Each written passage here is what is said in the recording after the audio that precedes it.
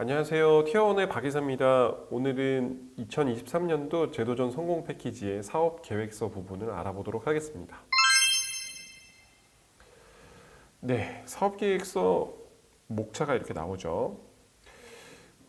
사업 계획서는 정해져 있어요. 이 PSST 사업 계획서라고 해서 문제 인식, 실현 가능성, 성장 가능성, 그리고 팀 구성 이렇게 네 가지 파트로 나눠져 있고요. 각각을 이제 살펴보셔야 되는데 이거는 밑에서 자세하게 볼 때 같이 보도록 하겠습니다.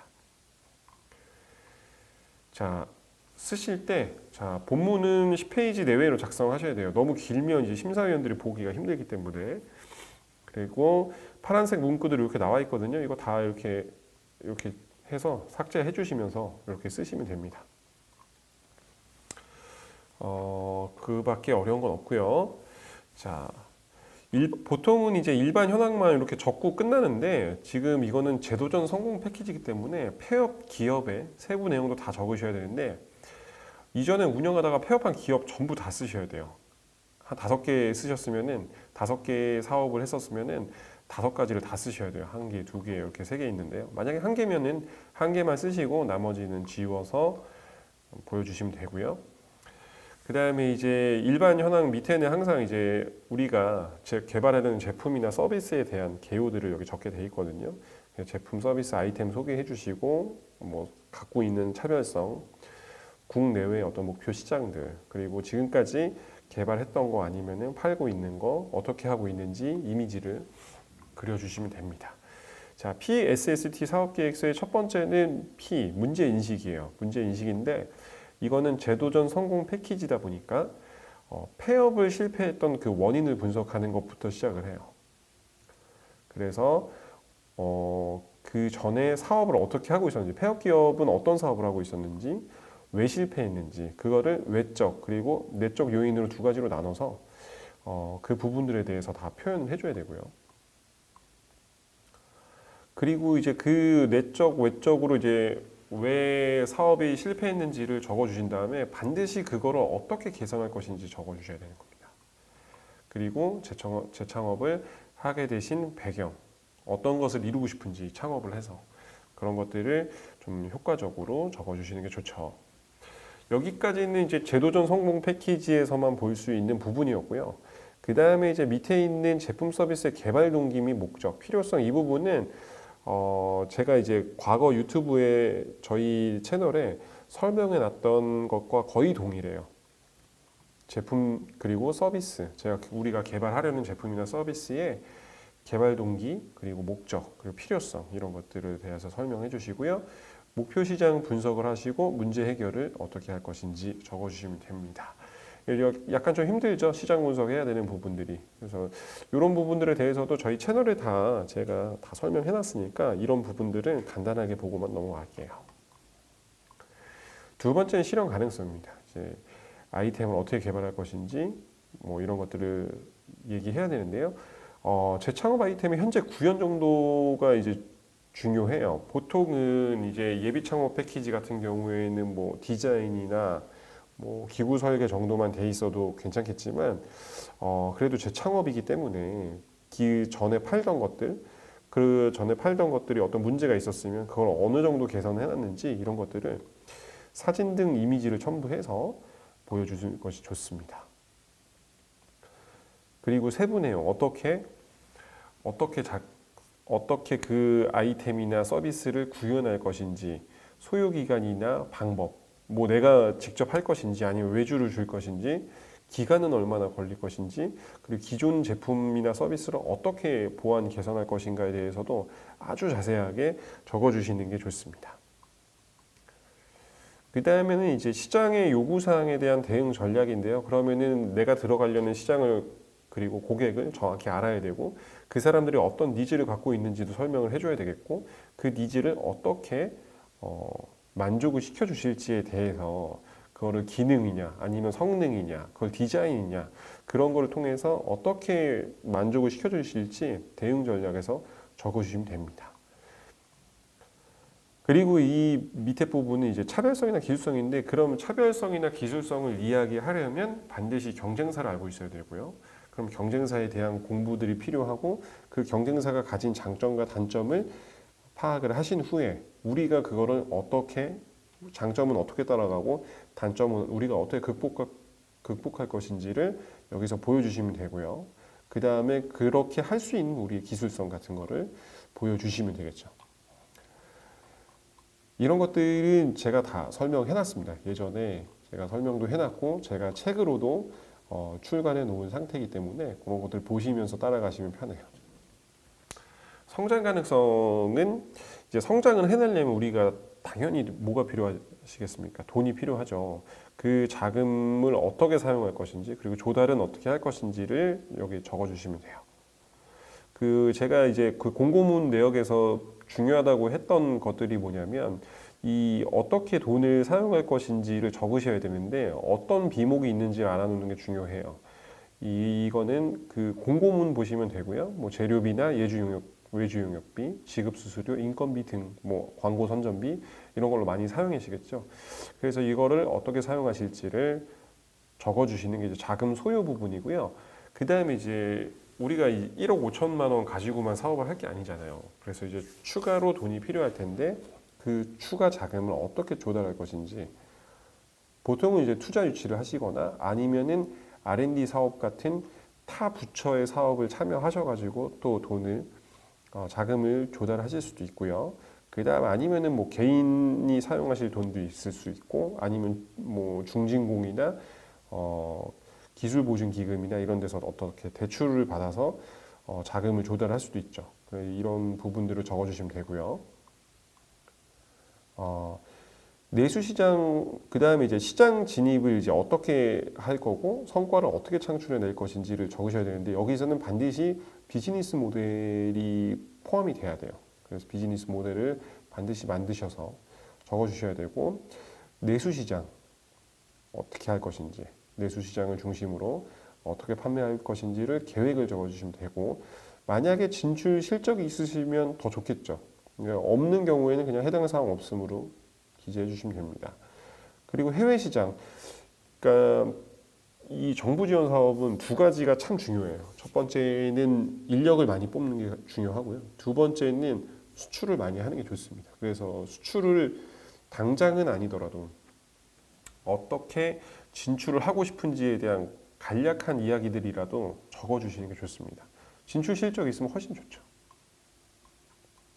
그리고 역량도 있으면 훨씬 좋겠죠. 역량은 다른 걸로 파악하는 게 아니고 해외 특허 건수나 아니면 국제 인증, 국제 협약 체결 같은 것들을 한 게 있으면 너무 좋겠죠.